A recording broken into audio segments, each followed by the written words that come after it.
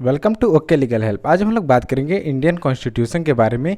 इसके सोर्सेस क्या क्या हैं, इसके ब्रीफ बैकग्राउंड क्या है, कितने पार्ट्स हैं, कितने शेड्यूल्स हैं और उनमें क्या क्या कंटेंट दिया गया है। ठीक, तो स्टार्ट करते हैं ब्रीफ बैकग्राउंड से। तो कॉन्स्टिट्यूएंट असेंबली की फॉर्मेशन 6 दिसंबर 1946 में हुई और इसकी जो फर्स्ट मीटिंग है वो 9 दिसंबर को हुई और इसमें सचिदानंद सिन्हा को टेम्परेरी प्रेसिडेंट बनाया गया।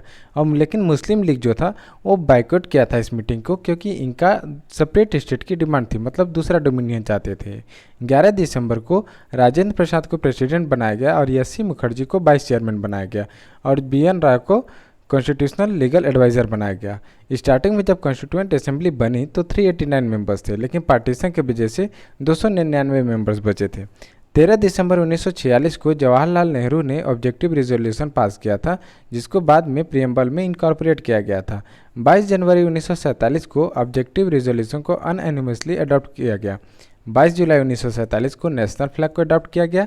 15 अगस्त 1947 को इंडिया को स्प्लिट कर दिया गया दो भागों में, dominion of India and dominion of Pakistan.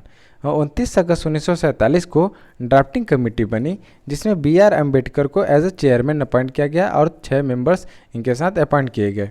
26 नवंबर 1949 में हमारा कॉन्स्टिट्यूशन बन चुका था और इसको अडॉप्ट एंड इनेक्ट किया गया था कॉन्स्टिट्यूएंट असेंबली द्वारा।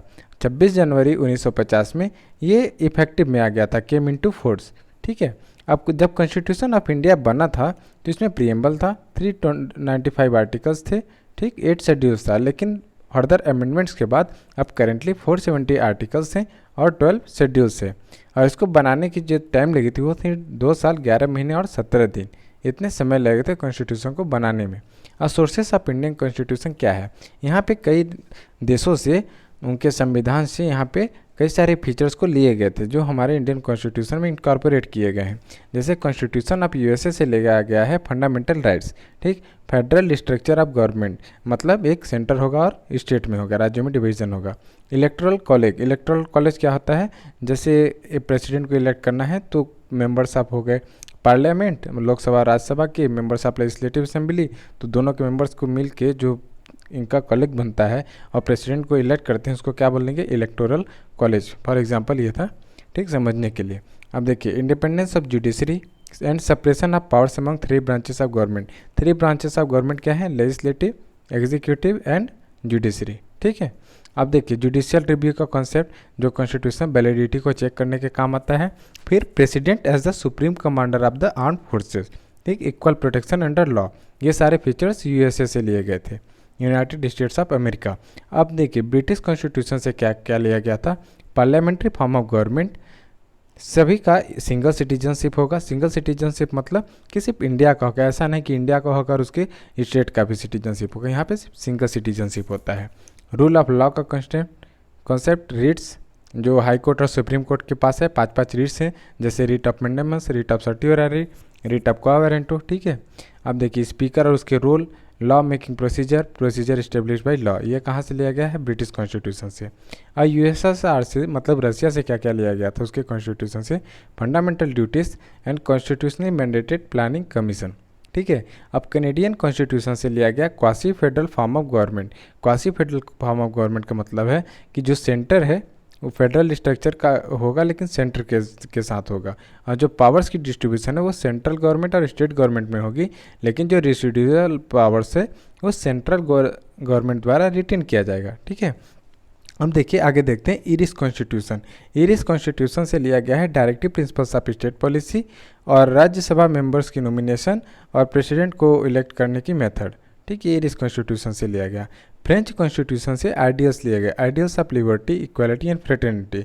और ऑस्ट्रेलियन कॉन्स्टिट्यूशन से लिया गया freedom of trade and commerce within the country and between the states. और क्या लिया गया था, power of national legislature to make laws for implementing treaties even on matters outside normal federal jurisdiction. और क्या लिया गया, कॉन्करेंट लिस्ट, ये कहाँ से लिया गया था, ऑस्ट्रेलियन कॉन्स्टिट्यूशन से। फर्दर साउथ अफ्रीका की कॉन्स्टिट्यूशन से लिया गया था प्रोसीजर फॉर अमेंडमेंट और राज्यसभा मेंबर की इलेक्शन कैसे होगी। और कॉन्स्टिट्यूशन ऑफ जर्मनी से लिया गया था इमरजेंसी प्रोविजंस।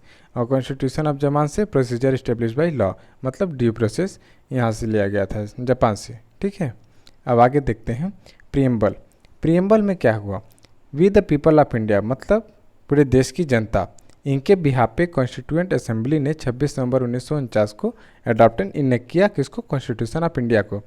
नेचर क्या था कॉन्स्टिट्यूशन का, क्या नेचर है हमारा, अभी भी है, मतलब sovereign, socialist, secular, democratic, Republic. Socialist and secular बाद में 44th अमेंडमेंट के बाद इसको ऐड किया गया था।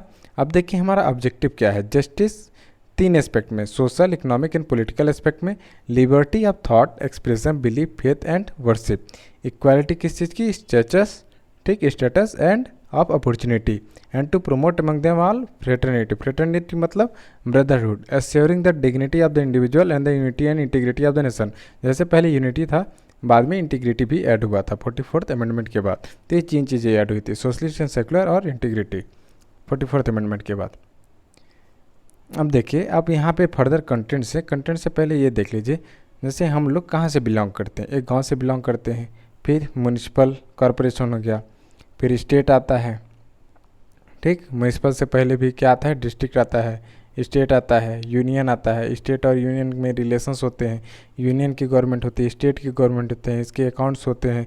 अब देखिए कोई इंसान विलेज में है, अब उसकी प्रॉपर्टी भी है, कहीं भी हो, विलेज में, म्यूनिसिपल में, डिस्ट्रिक्ट में, स्टेट में या यूनियन में, उसके पास ज़मीन होगी तो प्रॉपर्टी के राइट्स, हर एक इंसान का खुद का राइट्स होता है, फंडामेंटल राइट्स, उसकी फंडामेंटल राइट्स के साथ फंडामेंटल ड्यूटीज़ होते हैं, ठीक, उसका देश में है तो उसके सिटीजनशिप हो गया। और क्या क्या होता है, देखिए अब जैसे देश में एग्जीक्यूटिव की बात करें तो प्रेसिडेंट होता है, ठीक, पार्लियामेंट हम लोग जानते ही हैं, प्रेसिडेंट हो गया, प्राइम मिनिस्टर हो गया, ठीक, वाइस प्रेसिडेंट हो गया, और क्या हो गया, स्टेट लेवल पे देखा जाए तो आपका चीफ मिनिस्टर हो गया, गवर्नर हो गया, ठीक, काउंसिल ऑफ मिनिस्टर्स हो गए। अब जैसे यहाँ पे अटॉर्नी जनरल होता है, इसमें एडवोकेट जनरल होता है, सीएजी होता है, ये कई सारे मेंबर्स होते हैं, ठीक है। अब इन सारे चीज़ों को, ये सब कहाँ से है, ये सब कॉन्स्टिट्यूशन ऑफ इंडिया से है। जैसे एक इंसान जब कंपटीशन की तैयारी करता है तो उसके एग्ज़ाम कौन कंडक्ट कराता है, पब्लिक सर्विस कमीशन, जब सरकारी एग्ज़ाम की तैयारी करता है। तो ये भी पीएससी किस में दिया है, कॉन्स्टिट्यूशन में दिया गया है। तो सारे जितने भी पूरी इंफ्रास्ट्रक्चर है देश की, कहाँ से आती है, उसका सब कुछ मूल का है, कॉन्स्टिट्यूशन है। तो हर एक चीज़ कॉन्स्टिट्यूशन से आती है। अब जितना भी है, एक ध्यान से सुनिएगा, हर एक पार्ट्स में जितना है, अगर आराम से सुनेंगे तो पूरा समझ में आ जाएगा कि पूरा पार्ट किस चीज़ से डील करता है, और जितने सोर्सेज पढ़े वो इससे पूरा लिंक्ड है। अब देखिए contents of the constitution of India, पहला पार्ट क्या है, यूनियन एंड इट्स टेरिटरी, ठीक। अब यूनियन एंड इट्स टेरिटरी में क्या आएगा, यूनियन हो गया सेंट्रल, स्टेट पूरे स्टेट्स हो गए, यूनियन ऑफ टेरिटरीज मतलब पूरे स्टेट्स की, यूनियन टेरिटरीज हो गई, ठीक, और उनके फॉर्मेशन हो गए, जैसे नए स्टेट बनते हैं, फॉर्मेशन और अल्टरेशन ऑफ स्टेट्स, मतलब चेंज भी नाम करना हो, बाउंड्रीज चेंज करना हो तो कहाँ होता है, वो पार्ट 1 में होता है, आर्टिकल 1 से 4 तक है ये। जैसे मध्य प्रदेश से छत्तीसगढ़ आया, न्यू स्टेट, बिहार से झारखंड आया, ठीक, और उत्तराखंड, और ये आपका उत्तर प्रदेश उत्तराखंड आया है कि नहीं। तो ये सब क्या हो गया, फॉर्मेशन हुआ, नए स्टेट्स की फॉर्मेशन हुई। पार्ट 2 डील करता है सिटीजनशिप की, आर्टिकल 5 से लेकर आर्टिकल 11 तक, ठीक है। इसमें जब देश आज़ाद हुई थी 1947 में, उस टाइम पे 2 पार्ट्स में डिवाइड कर दिया गया था इंडिया को, एक डोमिनियन ऑफ इंडिया, एक डोमिनियन ऑफ पाकिस्तान। अब कुछ पर्सन्स थे जो इंडिया से पाकिस्तान थे, कुछ पर्सन जो पाकिस्तान से इंडिया आए, तो उनके सिटीजनशिप को देखना, जो यहाँ से देश से बाहर रह रहे हैं उनके सिटीजनशिप को देखना। तो कई सारे एस्पेक्ट हो सिटीजनशिप को, तो उनसे रिलेटेड जितने भी थे ये पार्ट 2 में दिया गया। सिटीजन्स माइग्रेटेड पर्सन सिटीजन्स, और सिटीजनशिप डिजॉल्व को हो रही है, डिजोल्यूशन, पार्लियामेंट्री पावर क्या है सिटीजनशिप से रिलेटेड। अब देखिए पार्ट 3 में क्या दिया गया है, फंडामेंटल राइट्स के बारे में दिया है, आर्टिकल 12 से लेकर 35 तक। इसमें क्या आते हैं, हमारे राइट्स आते हैं, हमारे मूल अधिकार आते हैं, जहाँ तक आप सोच सकते हैं अपने अधिकार, वो सब फंडामेंटल राइट्स में कवर हो जाते हैं। कैसे, right to equality, freedom, education, exploitation, religion, cultural, ठीक। और इसमें कॉन्स्टिट्यूशनल रेमिडीज भी है और रिट्स भी हैं, रिट्स के भी राइट हैं, ठीक। और क्या है इसमें, जैसे राइट टू लाइफ कहते हैं आप, राइट टू हेल्थ कहते हैं, कई सारी चीज़ें आती हैं, right to free and clean environment हो गया, सब क्या है हमारे फंडामेंटल राइट्स है। ये पार्ट 3 में दिया गया है। पार्ट 4 क्या है, directive principles of state policy, article 36 से लेकर आर्टिकल 51 तक। जैसे कुछ हमारे मूल अधिकार हैं उस समय पे भी बन सकते हैं, लेकिन कुछ सर्कमस्टेंसेस के अंदर उनको किस में डाल दिया गया था, डीपीएसपी में डाल दिया गया था, कि फर्दर ये हमारी एक ऑब्जेक्टिव रहेगी, ठीक। जैसे फंडामेंटल राइट क्या हुआ, अगर उसको कोई उल्लंघन करता है, कोई वायलेशन करता है तो आप डायरेक्टली क्लेम कर सकते हो, ठीक। लेकिन अगर डीपीएसपी है, इसमें कोई भी उल्लंघन करता है तो कोई क्लेम नहीं बनेगा। तो इसलिए डायरेक्टिव प्रिंसिपल बनाया गया कि अगर फ्यूचर में कभी हमारी देश इतनी आगे बढ़ जाती है, प्रोग्रेस करती है, ये चीज़ अचीव कर लेती है, तो उसको फंडामेंटल राइट्स में भी इंक्लूड कर दिया जाएगा। ठीक, और उसको उस ऑब्जेक्टिव को फुलफिल करने की सबका कंट्री का काम होगा वो। तो ये सारे यहाँ पे पर्पस बताए गए हैं, जैसे welfare of people, free legal aid provide करना, विलेज पंचायत ऑर्गेनाइज करना, मैटरनिटी लीव देना, living veg, agriculture, nutrition level, ऐसे ही कई सारे DPSP दिए गए हैं पार्ट 4 में। ये कहाँ से कहाँ तक है? आर्टिकल 36 से लेकर 51 तक। अब देखिए पार्ट 4A, जैसे फंडामेंटल राइट्स है वैसे ही फंडामेंटल ड्यूटीज़ भी हर एक इंसान की आती है साथ में। ये आर्टिकल 51A में है। Respect ideals, improve empowerment, improve or prevent pollution of environment, novel ideas for national struggle, safeguard public property, और इसमें और सारे भी राइट्स होते हैं। जैसे हर एक पेरेंट्स का यहाँ पे ड्यूटीज़ है, राइट्स नहीं, यहाँ पे ड्यूटीज़ आती है। जैसे हर एक पेरेंट्स का ड्यूटी है कि वो अपने बच्चे को पढ़ाए, ये उसकी फंडामेंटल ड्यूटी है, मूल कर्तव्य है। अब पार्ट 5 देखिए। पार्ट 5 में बताया गया है यूनियन, पार्ट 6 में बताया गया है स्टेट। यूनियन में क्या है? आर्टिकल 52 से लेकर आर्टिकल 151 तक। इसमें कौन कौन होता है? President, vice president, council of ministers, council of ministers में ही आते हैं प्राइम मिनिस्टर। ठीक, पार्लियामेंट, पार्लियामेंट में लोकसभा, राज्यसभा, और president, CAG, controller auditor general of India, attorney general of India, supreme court. ठीक, इन सब के बारे में दिया गया है इसमें। इनके कैसे इलेक्शन होगा, कैसे नॉमिनेशन होता है, कैसे अपॉइंट होता है, और इसमें क्या क्वालिफिकेशन चाहिए, क्या डिसक्वालिफिकेशन है, कैसे रिमूव किया जाएगा, हर एक चीज़ इसमें कहाँ दिया गया है? पार्ट 5 में दिया गया है, यूनियन से रिलेटेड। और स्टेट से रिलेटेड सब स्टेट में दिया गया है पार्ट 6, जो कि आर्टिकल 152 से लेकर आर्टिकल 237 तक है। इसमें क्या है? गवर्नर है, काउंसिल ऑफ मिनिस्टर है जिसमें CM और उसकी कैबिनेट मिनिस्ट्रीज आ जाती है, एडवोकेट जनरल है, जैसे यहाँ पे अटॉर्नी जनरल है, यहाँ पे एडवोकेट जनरल होता है स्टेट में। स्टेट लेजिस्लेचर, इसमें पार्लियामेंट, तो स्टेट में स्टेट लेजिस्लेचर, यहाँ पे सुप्रीम कोर्ट, तो स्टेट में high court, subordinate courts. Part 7 जो है ओमिट हो चुका है। पार्ट 8 बात करता है यूनियन टेरिटरीज, आर्टिकल 239 से लेकर आर्टिकल 242 तक। यहाँ यूनियन टेरिटरीज क्या होता है? ये केंद्र शासित प्रदेश होता है, मतलब यहाँ पे केंद्र का राज होता है। ठीक है, यहाँ पे कोई मुख्यमंत्री टाइप में नहीं होता है, एक्सेप्ट दिल्ली की बात करें तो। दिल्ली में CM है, और दिल्ली में गवर्नर जो है उसको क्या बोलते हैं? लेफ्टिनेंट गवर्नर बोलते हैं। ठीक है, बाकी जगह पे क्या है? एडमिनिस्ट्रेटर्स होते हैं वहाँ पे रूल करने के लिए, वहाँ की गवर्न करने के लिए वहाँ पे कौन होते हैं? एडमिनिस्ट्रेटर होते हैं, और उनकी हाई कोर्ट्स होती है, और ये गवर्नमेंट डिसाइड करती है कहाँ पे होगा हाई कोर्ट उस यूनियन टेरिटरी का। पार्ट 9, और यूनियन टेरिटरी का बात करें हाई कोर्ट्स, तो जैसे चंडीगढ़ हाई कोर्ट। ठीक है, चंडीगढ़ हाई कोर्ट में किसका किसका हाई कोर्ट हो गया? पंजाब का, हरियाणा का, और चंडीगढ़ हाई कोर्ट का खुद का। तो यहाँ पे 3 जगह का हाई कोर्ट हुआ, यूनियन टेरिटरी का भी हाई कोर्ट है वहीं पे। पार्ट 9 क्या हो गया? पंचायत के बारे में। ये आर्टिकल 243 से लेकर आर्टिकल 243O तक है। इसमें बताया गया है ग्राम सभा होगा, पंचायत होंगे, पंचायत में क्या कैसे कॉन्स्टिट्यूट होगा, उसकी ड्यूरेशन क्या होगी, इलेक्शन कैसे होगा लोगों का, डिस्क्वालिफिकेशन क्या होगी, अकाउंट्स की ऑडिट कैसे होगी, और कई सारी बातें बताई गई हैं पंचायत से रिलेटेड पार्ट 9 में। पार्ट 9A में बताया गया है म्यूनिसिपैलिटी से रिलेटेड।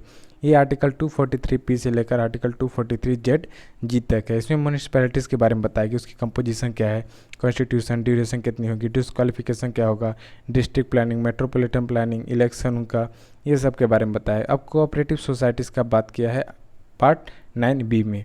ये आर्टिकल 243Z से लेकर 243ZT तक किया गया है। Incorporation of cooperative societies, members of board, office bearer, उनकी term, election, audit of accounts, offence sample entries, ऐसे चीज़ें दी गई हैं कोऑपरेटिव सोसाइटीज़ में। अब पार्ट 10 डील करता है शेड्यूल एंड ट्राइबल एरियाज़ के बारे में, आर्टिकल 244 से लेकर आर्टिकल 244A तक। इनमें एडमिनिस्ट्रेशन की बात की गई कि इन एरियाज़ को कैसे एडमिनिस्ट्रेशन किया जाएगा। इसमें फॉर्मेशन ऑफ ऑटोनोमस स्टेट की बात की गई है। ठीक है, पार्ट 11 बात करता है relation between union and states. ये आर्टिकल 245 से लेकर आर्टिकल 263 तक दिया गया है। लेजिस्लेटिव रिलेशन जैसे होता है, और इसमें ये है रेसिडुअरी पावर्स पार्लियामेंट के पास रहता है, मतलब किसके पास रहता है? सेंट्रल यूनियन के पास रहता है। इंटरनेशनल एग्रीमेंट बना सकता है। एडमिनिस्ट्रेटिव रिलेशन हो गया, जैसे control of union over state, obligation, disputes relating to water, coordination between states. ये क्या हो गया? Relation between union and states. ठीक है, पार्ट 12 डील करता है finance, property, contract and suits के बारे में, जो कि आर्टिकल 264 से लेकर 300A तक है। जैसे फाइनेंस में क्या हो गया? टैक्स कितना इम्पोज करना है, कहाँ इम्पोज करना है, कंसोलिडेटेड फंड हो गया, public account, contingency fund, grants, goods and services tax council का स्थापित करना, फाइनेंस कमीशन स्थापित करना, बोरिंग्स हो गए, स्टेट बोरिंग कर रहा है या फिर सेंट्रल गवर्नमेंट बोरिंग कर रहा है, obligation, rights, liability, suits and proceedings regarding property, contract and suits, right to property पहले क्या थी, फंडामेंटल राइट थी, फिर बाद में हटा के क्या क्या कर दिया गया, लीगल राइट कर दिया गया। ये पार्ट 4 में है, ठीक है। अब देखिए पार्ट 13 बात करता है trade, commerce and intercourse with in the territory of India. ये आर्टिकल 301 से लेकर 307 तक है। इसमें ये फ्रीडम बताया गया है, ट्रेड, कॉमर्स एंड इंटरकोर्स करने के लिए फ्रीडम, लेकिन पार्लियामेंट के पास पावर है कि उसमें सर्टेन रीजनेबल रेस्ट्रिक्शन लगा सके, लेकिन एक अथॉरिटी भी अपॉइंट कर सकता है ये सब देखने के लिए, ठीक है। पार्ट 14 कैसे डील करता है, services under the union and the states. ये आर्टिकल 308 से लेकर आर्टिकल 323 तक दिया गया है। इसमें क्या है, रिक्वायरमेंट फॉर सर्विस, उनके tenure, dismissal, removal, all India services, public service commission, ये सब public service commission, all India services, ये सब क्या है, ये सब एग्जाम कंडक्ट कराते हैं यूनियन और स्टेट लेवल पे, ठीक है। जैसे हम लोग कोई भी जुडिशरी का एग्जाम देते हैं तो किसके अंदर आता है, पब्लिक सर्विस कमीशन के अंदर आता है, ठीक है। जैसे आप MPPSC दे रहे हैं तो किस में आएगा, MPPSC किस में आएगा, इसमें आएगा, MP के पब्लिक सर्विस कमीशन में आएगा। UPPSC देते हैं, UPSC नहीं UPPSC देखते हैं तो किस में आएगा, पब्लिक सर्विस कमीशन में आएगा।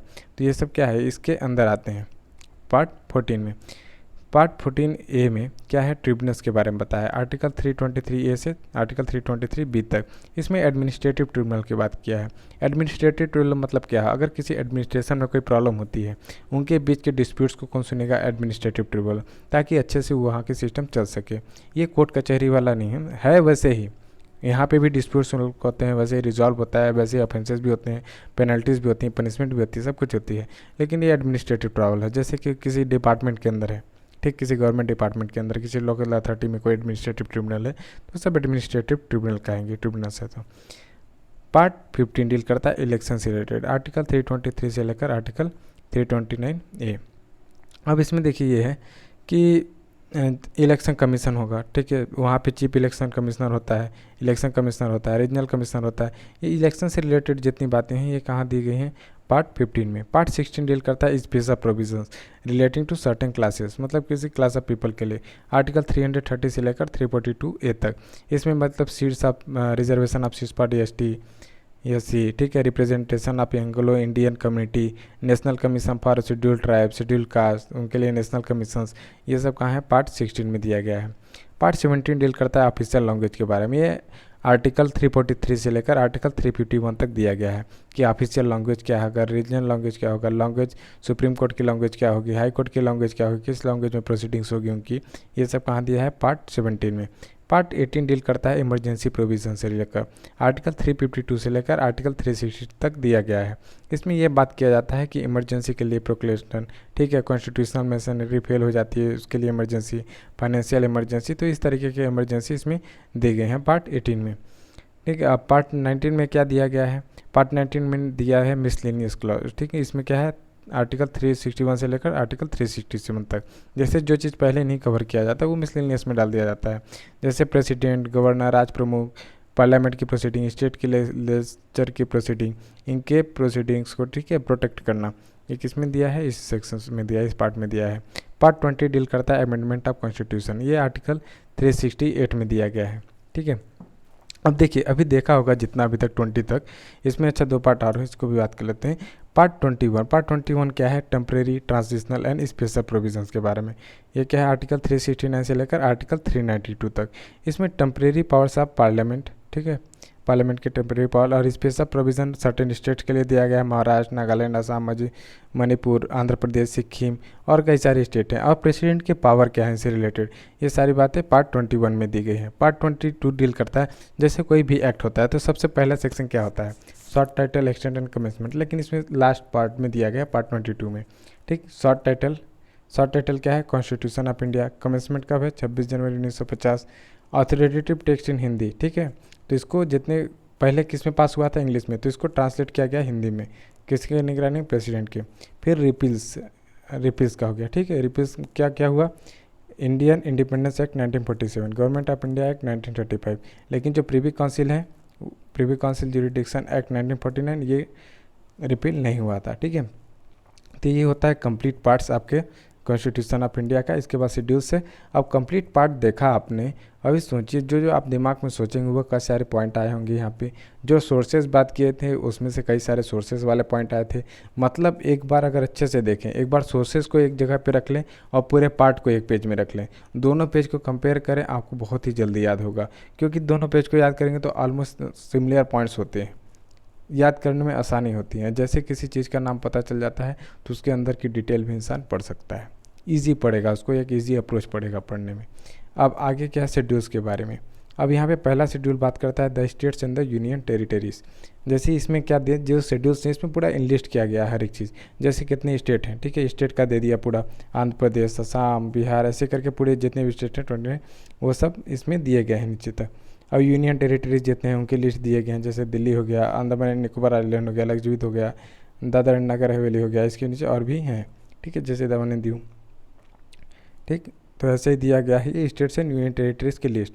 फिर इसके बाद जैसे प्रेसिडेंट, गवर्नर जितने हैं, स्पीकर, डिप्टी स्पीकर है लोकसभा के, speaker, deputy speaker legislative assembly of state, chairman, deputy chairman of Rajya Sabha और chairman, deputy chairman of legislative council of state, supreme court के जजेस, हाई कोर्ट के जजेस, comptroller auditor general of India, इन सब के जितने सैलरीज होते हैं, एमिलिमेंट्स होती हैं, ठीक है, और जितना इनके पेयर्स होते हैं और क्या जितने हाउसेस अलाउंसेस होते हैं, ये सब कहाँ दिया गया है, सेकंड शेड्यूल में दिया गया है। जैसे यहाँ पे क्या है, provisions as to president and governor of state, क्या दिया है कि there shall be paid to president and governor of state the following emoluments पर mention, that is to say the president 10,000 rupees, the governor of state 5,500। तो ये सब क्या दिए गए हैं, वो सारे पेयर्स दिए गए हैं इनके। जैसे सेकंड पॉइंट में क्या है, there shall also be paid to the president to the governor of state such allowances as were payable respectively to the governor general and the dominion of India and the governors of the corresponding provisions immediately before the commencement of this constitution. मतलब इनसे related सारे provisions इसमें नीचे दिए गए हैं, ठीक है। अब जो शेड्यूल 3 है वो डील करता है फॉर्म्स ऑफ ओथ और अफर्मेशन के बारे में। इसमें कैसे ओथ लिया जाएगा, ओथ की रीडिंग क्या होगी, उसमें क्या लाइन होगा, क्या लाइन बोल के उन लोग ओथ लेंगे, अपना शपथ ग्रहण करेंगे, वो सारे लिखा है। जैसे form of oath for a minister of for the union, I फिर अपना मिनिस्टर अपना नाम बोलेगा, do swear in the name of God, ऐसे करके पूरा लाइन बोलेगा, ठीक है, यहाँ तक। फिर ये दूसरा पॉइंट है तो दूसरे के लिए है, जैसे ये सिक्रेसी के लिए है, ये ऑफिस फॉर ए मिनिस्टर के लिए है, सिक्रेसी फॉर ए मिनिस्टर के लिए है, ऐसे ही करके कई सारे फॉर्म्स इसमें दिए गए हैं शेड्यूल 3 में। शेड्यूल 4 बात करता है allocation of seats in the council of state. Council of state बोलते हैं राज्यसभा को। तो राज्यसभा में हर एक स्टेट की कितनी सीट्स होंगी वो सब इसमें दिया गया है, to each state and union territory, ठीक। तो आंध्र प्रदेश में 11 सीट, तेलंगाना के साथ, असम के साथ, तो ऐसे ही पूरी लिस्ट यहाँ पे दी गई है शेड्यूल 4 में। शेड्यूल 5 में बात करता है schedule areas and schedule tribes के बारे में। तो यहाँ पे प्रोविजंस उनके एडमिनिस्ट्रेशन और कंट्रोल के बारे में दिए गए हैं, ठीक है, पूरा एडमिनिस्ट्रेशन और कंट्रोल के बारे में कहाँ दिया है, 5th शेड्यूल में दिया गया है, शेड्यूल एरियाज और शेड्यूल ट्राइब के बारे में। शेड्यूल 6 में बात किया है tribal areas in Assam, Meghalaya, Tripura and Mizoram, ठीक। तो 6th शेड्यूल में क्या दिया है, प्रोविजंस एज टू एडमिनिस्ट्रेशन के एडमिनिस्ट्रेशन के लिए, जैसे autonomous district and autonomous regions. तो ये सब आप देख लीजिएगा, ये सब स्क्रीनशॉट में आपको दिखाने के लिए रखा हूँ ताकि आप जान सकें कि क्या चीज़ें हैं, शेड्यूल्स क्या हैं। इसमें सारी चीज़ें लिखी होती हैं, पूरी लिस्ट की होती हैं। शेड्यूल 7 में बात किया है union list, state list and concurrent list. जैसे देखिए यूनियन लिस्ट दिया है, फिर इसमें लिस्ट दिया है naval, military and air forces के बारे में बना सकते हैं नियम। स्टेट लिस्ट में क्या दिया है, पुलिस के बारे में बना सकते हैं, पब्लिक ऑर्डर बना सकते हैं, ठीक। और क्या है, officers and servants of high court, उनके लिए नियम बना सकते हैं। कंक्रीट लिस्ट में क्या है, criminal law including all matters including IPC. और क्या है, criminal procedure including all matters including the code of criminal procedure at the commencement of constitution.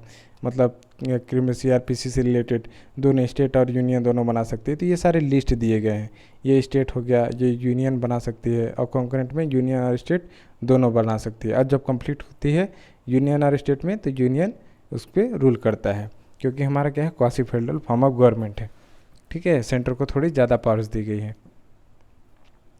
Section 8 deal करता है लैंग्वेज से रिलेटेड। इसमें लैंग्वेज बताई गई कौन कौन से लैंग्वेजेस होती हैं, वो सारे लिस्टेड हैं यहाँ पे। सेक्शन 9 है validation of certain acts and rule. कई सारे एक्ट एंड रूल्स उस टाइम की, उनकी वैलिडेशन, जैसे Bihar land reforms act 1950, Bombay tenancy agricultural lands act 1948, ये सारे रूल्स हैं। ऐसे ही कई सारे रूल्स लिस्टेड हैं 9th शेड्यूल में। 10th शेड्यूल बात करता है disqualification on ground of defection. Ground of defection रहता है, उस बेसिस पे जो डिसक्वालिफिकेशन दी जाती है वो शेड्यूल 10 में है। जैसे ये सेकंड क्लॉज इसके क्या बता रहा है, disqualification on ground of defection shall be disqualified for being a member, मतलब कोई भी, जैसे इसको हल्का सा हटा देते हैं, क्या लिखा है, subject to the provisions of paragraph 4 and 5 of a member of house belonging to any political party shall be disqualified for being a member of house if he has voluntarily given up his membership of such political party। मतलब कोई voluntary given up कर देता है किसी political party का, क्या give up कर देता है वॉलंटरी मेंबरशिप, तो क्या हो जाएगा, वो डिस्क्वालीफाइड हो जाएगा। तो ऐसे ही कई सारे ग्राउंड्स इसमें बताए गए हैं। तो ये क्या है, सेक्शन शेड्यूल 10 किससे डील करता है, disqualification on ground of defection. अब देखिए शेड्यूल 11 बात करता है पंचायत के बारे में। पंचायत मतलब यहाँ पे सारे लोग, इन लोग के क्या क्या काम होंगे, जितने भी पंचायत हैं, सारे पंचायत के क्या क्या काम होंगे। जैसे एग्रीकल्चर को देखना है, including agriculture extension, minor irrigation, water management, watershed management, animal husbandry, dairying, poultry, fisheries, social forestry, minor forest produce, small scale industries including food processing industries, khadi, village and cottage industries, rural housing, ऐसे कई सारे point दिए गए हैं। जैसे पंचायत में rural housing है, वैसे म्यूनिसपैलिटी में अर्बन हाउसिंग आ जाएगा।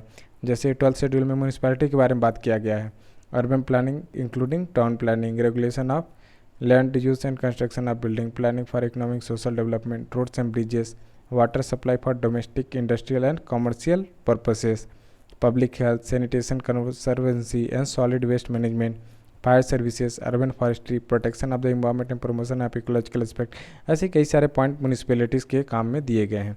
तो ये सारे होते हैं आपके पार्ट्स एंड शेड्यूल्स। आप इसको जितना भी हैं स्लाइड से उनको एक बार पॉज करके देखें और अच्छे से समझें कि क्या सारे पॉइंट्स हैं, और जो सोर्सेस हैं इनके सोर्सेज और जितने पार्ट्स हैं, ठीक है, उनको एक साथ एक जगह पे रख के देखिए, कंपेयर करिए एक दूसरे में कहाँ से कौन चीज़ें आई हैं, और उसको इंलिस्ट करिए। हर एक पार्ट के बगल में लिखिए कि ये पार्ट कहाँ से किस सोर्स से लिया गया है, या फिर उस पार्ट का कौन सा हिस्सा किस कॉन्स्टिट्यूशन से लिया गया है, किस विदेश के कॉन्स्टिट्यूशन से, मतलब किस फॉरेन कंट्री से लिया गया है, ताकि आपको वो अच्छे से याद हो सके और अच्छे से कॉन्स्टिट्यूशन समझ सके। सबसे पहले कॉन्स्टिट्यूशन में जितने भी पूरी पार्टीज होती है, पूरी इंफ्रास्ट्रक्चर होती है, उस बात को समझ लीजिए। फिर उसके अंदर जितने भी क्वालिफिकेशन, डिस्क्वालिफिकेशन, जितने भी पॉइंट हैं, अपने आप धीरे धीरे करके याद हो जाएंगे। लेकिन सबसे पहले है कि पूरे इंफ्रास्ट्रक्चर को समझना, तो उस बेसिक कॉन्सेप्ट को आप क्लियर कर लीजिए। Thank you for watching our video, we will met in the next lecture.